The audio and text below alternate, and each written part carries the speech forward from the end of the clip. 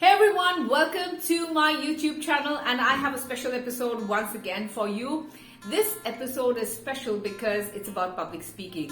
If you had noticed recently that the Prime Minister had some problem with his teleprompter and he had to stop midway, and there was all this talk on social media that he doesn't know how to speak, he's a person who makes mistakes and all kinds of things, and which is very derogatory, and I think it is not proper to speak about the Prime Minister in any way but with due respect. Now, a Prime Minister has every chances that he might make a mistake because he's in a big forum, the teleprompter might go out of, it might have some problems, and he might be reading something wrong from his script. Everything is possible because it's okay to make mistakes. I think what I'm trying to put across is that it's okay to make mistakes. But then it's not okay to be laughing at somebody when somebody makes a mistake. When you're on stage, it's a very scary thing to do. I had told many people about public speaking, and they said that you would rather tell me to die than to be on stage and to be speaking in front of all that public. So, for some people, public speaking is worse than death. So it's very natural that you can make mistakes. I made a very terrible mistake way back. I mean, this must be somewhere around 8 to 10 years back. And I was anchoring for the Assam Film Festival at the ITA Majkwa. And what happened was that there was somebody who passed on a script to me, a last moment script, which I didn't make any kind of logic out of it because I was trying to read it, I was trying to be in the show and everything. So everything was happening last minute, and which is a very wrong thing for anyone to do. When you should never pass on last minute papers to any anchor or compare or a public speaker, because that person, unless he's an expert, he or she is an expert, will not be able to create logic out of that piece of paper. So unless it's explained. So there was this person who had actually passed over, but what I did was, since it was not written late, or it was not told to me that I had to say that the wife had to come and pick up the award, I announced his name and said that he should be there on stage and he should be picking up the award. It was only when the person who was coming to give away the award said that the person had passed over and he was no longer there, and that I was supposed to call his wife. Did I make sense of the whole thing? And so those last minute scripts which are handed over to anchors or compares or to anyone is dangerous. And as a person who would advise young speakers, young public speakers, young compares, young anchors, be very, very well prepared with your script beforehand, because if you are going to make a mistake, you are going to be a kind of a joker in that entire scene, in that entire event. So instead of doing that, go through your script. Don't expect your head to do all the work.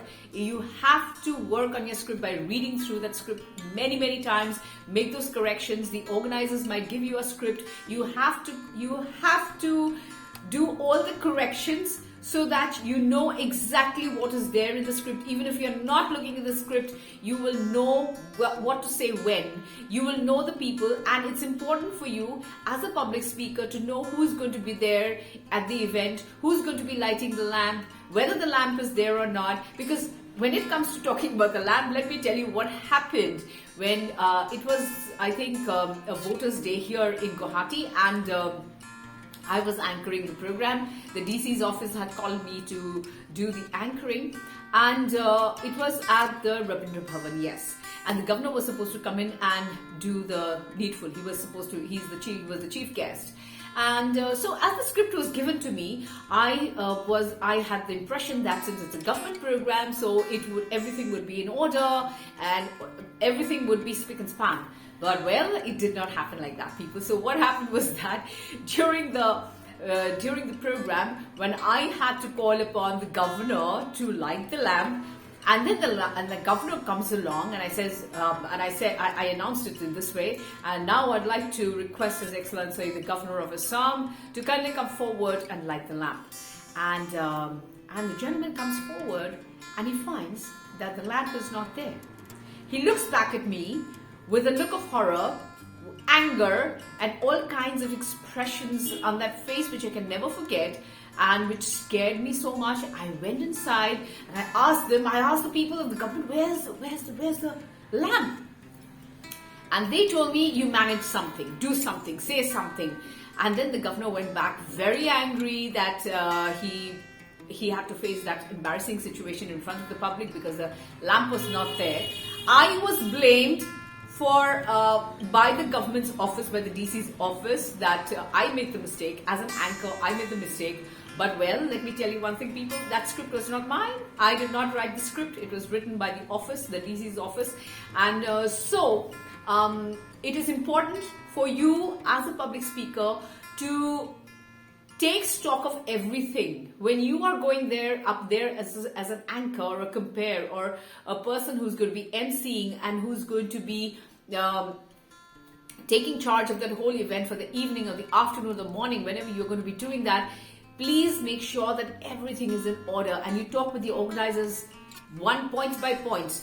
Who are the people who are coming? Are there going to be some extra people who will join on the days? Because it used to happen during the government programs that as soon as the chief minister would come, there would be a whole lot of his coterie of followers who would be sitting behind, and I had to call out their names, and it would be very difficult because their names would be added last minute, and that would create a lot of, it would be a flurry of activities, and you know, the entire burden would be on the anchor. So I hope you understand what an anchor means. An anchor means somebody who holds on to the whole program. So if you are going to be a good anchor, a good MC, a good orator, a good public speaker, be prepared. Because even if you falter, even if you lose a part of your script or you lose something or your teleprompter goes kaput, you at least know what you're going to say. You at least know what is going to come next, and you can make up your own version of the script so that you know that, okay, after this point, this comes in, after this point, this comes in. So after 5, if you don't have 6, 7, 8, 9, 10, so you know that 6, 7, 8, 9, 10 has this chronology. So you can definitely do something about it instead of just going blank. So that was about public speaking and how well you have to be prepared, because it's okay to make mistakes, but it's also okay to say sorry and carry on, because sometimes like what happened with the Prime Minister was that he couldn't help it at all. But then you can help it. You can be well prepared as a public speaker and you can carry on.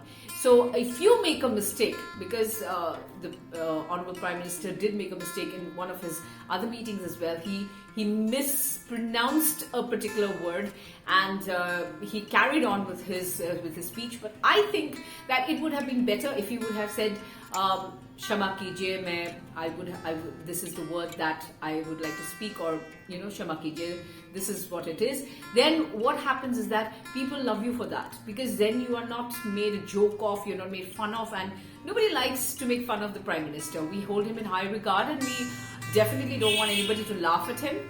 And for those of you who were laughing at him, well, it's try being on stage, and then you will understand how tough it is to be a public speaker. And like I always say at the end, we can make mistakes. It's okay to make mistakes, but then you can learn from your mistakes. And once you learn from those mistakes, make it a point not to repeat those mistakes.